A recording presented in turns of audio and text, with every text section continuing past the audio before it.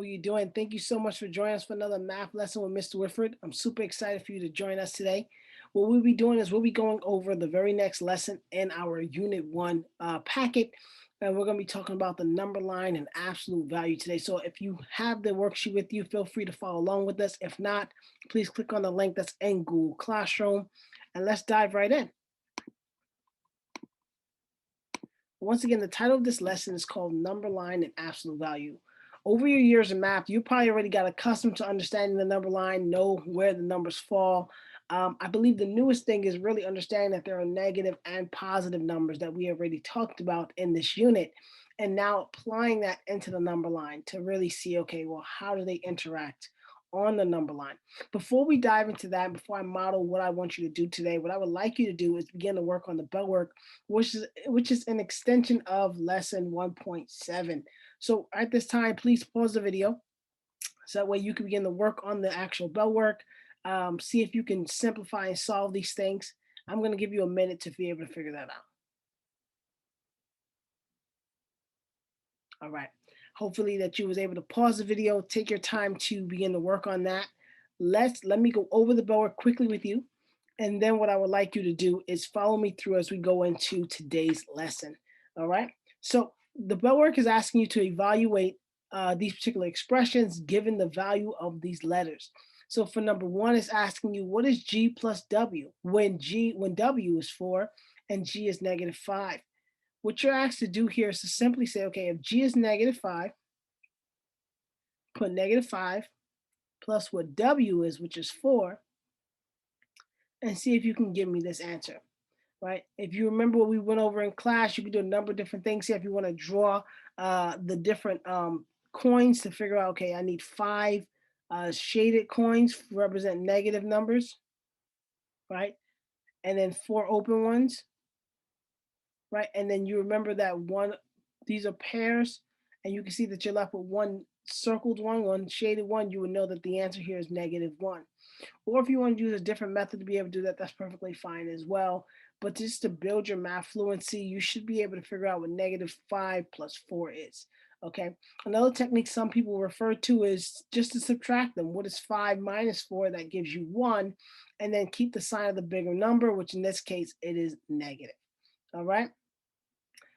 B, y minus t. So I'm going to substitute for y, which is -2, minus t, which is -4. Notice here, ladies and gentlemen, how I made sure to show a difference between t, which is -4, and also that minus sign there. If you don't do that, you won't have the right expression written. But here I have -2 minus a -4. We should all remember whenever we see two negatives next to each other, they ended up changing into a positive. So this ends up becoming a plus. I know it looks like a face there. So it's really -2 plus 4. Okay. Once again, because they're opposite signs, they're not the same sign, you could subtract them if you want. What is 4 minus 2? That should give you 2, and keep the sign of the bigger number. Which one has the bigger number? 4 is, the sign is positive. So the answer is going to be 2. Or if you want, you could draw those coins that we talked about. 2 that are shaded because they represent negative, and then 4 that are not shaded. Okay. And then if it makes a pair, you cross it out. And what's left is 2 open ones, which represents 2 positive numbers. Okay. So the answer here is just 2. All right. Awesome. Awesome, awesome, awesome. I hope that helped. If there was any confusion about how to do this, let's dive into the actual, let's look at the central question and then look at the visualizing vocabulary. Um, that way we can go into the modeling for today, okay? Oh, sorry. My apologies. All right. When finding the absolute value, does that mean that all signs change? Like, for example, the absolute value of 5, is it -5? Is that what absolute value represents? Right. So we're not only talking about the number line today, we're going to also talk about absolute value. What I would like you to understand is this. The number line you already have some foundation in, but I want to make sure you understand absolute value. The absolute value, as in the vocabulary, describes the distance from 0 that a number is on the number line without considering its direction on where it's moving. What this is simply saying is this: how far is the number from 0? So for example, 5. In the essential question, we're not going to turn that into -5. No, the absolute value of 5 is just 5. any absolute value number, any number that's inside of absolute value stays positive. Now, why is that the case? Because you're saying how far is that number from zero? For example, -2. How far is -2 from zero? It is just 2 spaces from zero. How far is -5 from zero? It is 5 spaces from zero. What about 5 then? How far is 5 from zero? 5 spaces. You're counting the spaces from zero, and that's what we're really aiming for when we talk about absolute value here. All right, so let's dive into the modeling. We're going to combine the understanding of the number line plus absolute value to be able to simplify and solve some of these expressions, okay? So what I want you to do is add and subtract the integers below using the number line and then define the absolute value. The first problem that I'm given here, it says use this number line below to solve for -7. And these lines here, if you don't know, these lines are absolute value, okay? If you want to write that right next to the actual visualizing vocabulary somewhere and just draw these lines like this, that way you'll know if something's inside of it, that means absolute value. That tells you this is absolute value, okay? Inside the absolute value, we have -7 minus parentheses -9. Now, before we try to do absolute value, you don't want to do absolute value first. So for example, I'm not going to say, okay, absolute value of -7 is 7, absolute value of -9 is 9. I'm not going to do that. Instead, I'm going to treat the absolute value like parentheses. Like if you remember PEMDAS, right, which we're going to talk about in our next unit, treat them like parentheses. Take care of this first. So what is on the inside here? We're going to take care of everything on the inside, and then we're going to apply this absolute value after we simplify everything on the inside. So don't try to do absolute value first. Do everything on the inside, and then say, okay, now I got a number. Now let me do absolute value. I'll show you what I mean.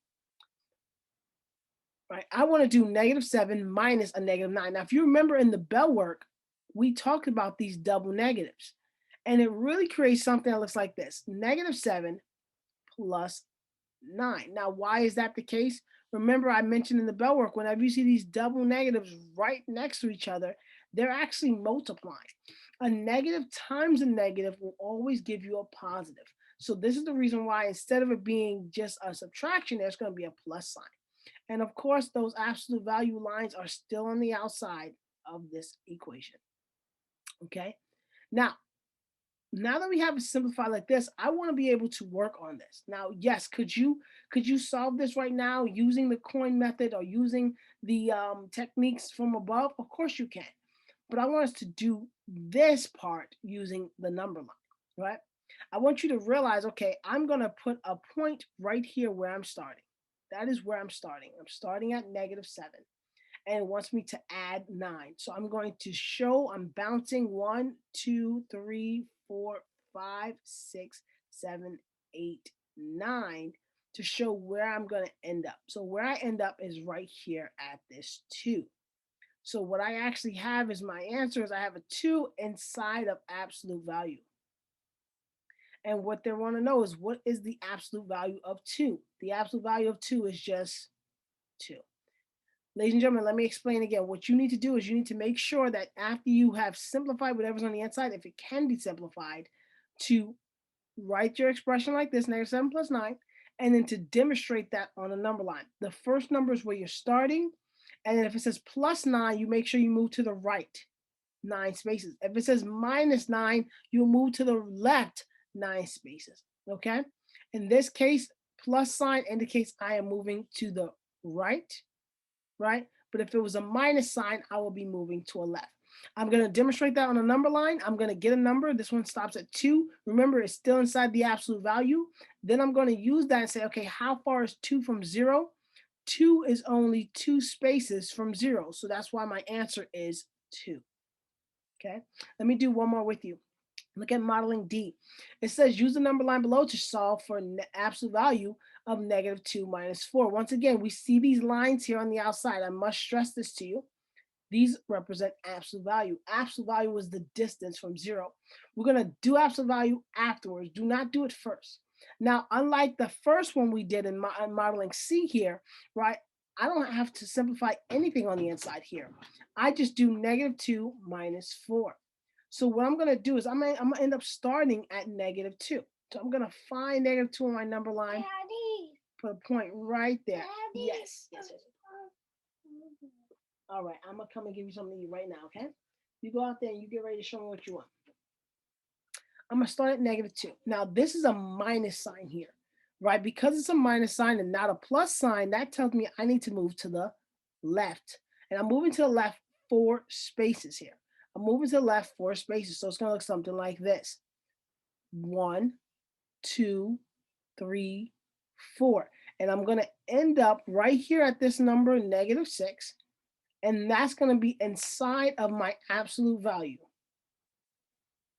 Okay, that's going to be inside my absolute value. Now, once again, even though it's inside the absolute value, I need to say, okay, well, what is the absolute value of -6? Right? I'm sorry, I just kind of messed it up. That's a -6, right? And we're saying how far is -6 from 0? How many spaces is it from 0?